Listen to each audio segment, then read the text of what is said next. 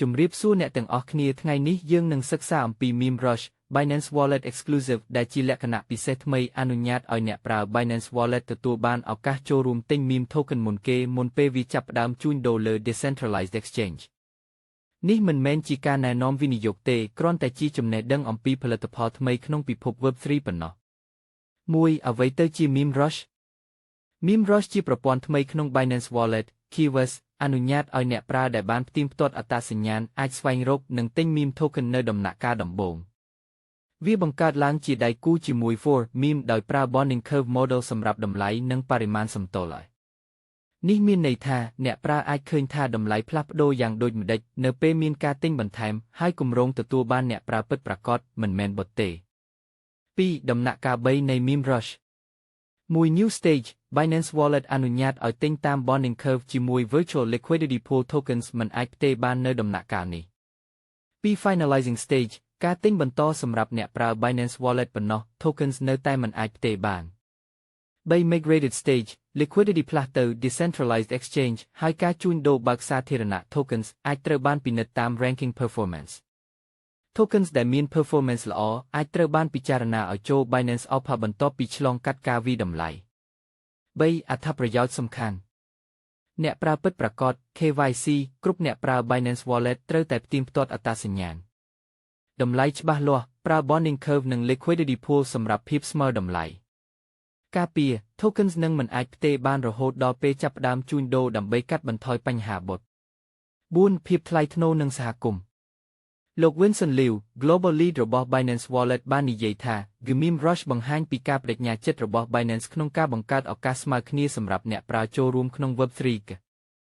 វាជាវិធីថ្មីមួយក្នុងទីផ្សារអនុញ្ញាតឲ្យអ្នកប្រើចូលរួមជាមួយ Meme Token តាមរយៈការច្បាស់លាស់និងសុវត្ថិភាពគម្រោងទទួលបានការបង្ហាញជាមួយអ្នកប្រើដែលបានផ្ទៀងផ្ទាត់ច្រើនបំផុតបង្កើនភាពទុកចិត្តពីដំណាក់កាលដំបូង5ការយល់ដឹងអំពីហានិភ័យMeme Coin មានហានិភ័យខ្ពស់និងអាចផ្លាស់ប្ដូរតម្លៃលឿនអ្នកអាចបាត់បង់ប្រាក់វិនិយោគទាំងស្រុងប្រសិនបើមិនសិក្សាមុនតែងតែធ្វើការស្រាវជ្រាវផ្ទាល់ខ្លួននិងកុំទិញតាមចំណង់អារម្មណ៍សន្និដ្ឋានសរុបមក Meme Rush មានសម្រាប់អ្នកប្រើ Binance Wallet Keyword ប៉ុណ្ណោះបង្កើតជាមួយ For Meme សម្រាប់តម្លៃច្បាស់លាស់អនុញ្ញាតឲ្យទិញ Meme Token មុនពេលចូលទីផ្សារ Token ល្អអាចត្រូវបានចូល Binance Alpha Meme Rush ជាជំហានថ្មីនៃពិភព Meme Token ដែលបន្សល់ភាពច្បាស់លាស់និងសុវត្ថិភាពសម្រាប់អ្នកប្រើពិតប្រាកដរួចបំពេញកូដដើម្បីយករង្វាន់ MRE ដំបូងបងប្អូនចូលទៅកាន់ Play Store ឬក៏ App Store បន្ទាប់មកសរសេរពាក្យថា Binance ដូចដែលខ្ញុំបានសរសេរនេះបន្ទាប់មកចុច Download ចុច Allow តាមដែលដាក់ឲ្យនេះរួចចុចយកខាងក្រោមគេបន្ទាប់មកបំពេញលេខទូរស័ព្ទឬក៏ Emailបើសិនជាចេញមកបែបនេះចុចតាមបែបនេះយើងដាក់លេខទូរស័ព្ទរួចយើងចុច Tick រួចចុច Next